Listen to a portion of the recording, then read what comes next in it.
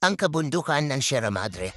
Ang Sierra Madre ang pinakamahabang kabundukan sa Pilipinas na umaabot ng mahigit 500 kilometro mula Cagayan hanggang Quezon at Aurora.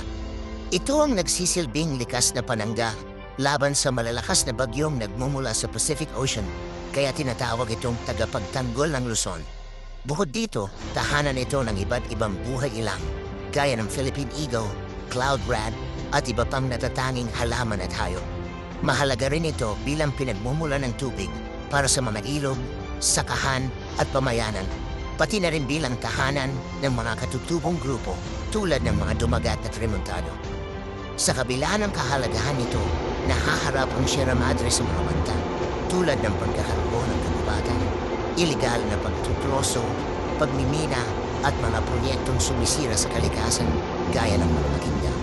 Mayaman din ito sa kasaysayan at alamat at itinuturing na sagradong lupain ng mga katutubo.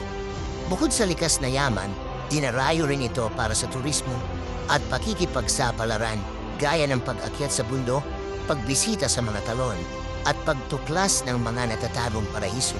Kaya't mahalagang pangalagaan ang Sierra Madre dahil sa bawat pagprotekta rito, ating pinanganalagaan din ang buhay at kinabukasan ng mga Pilipino.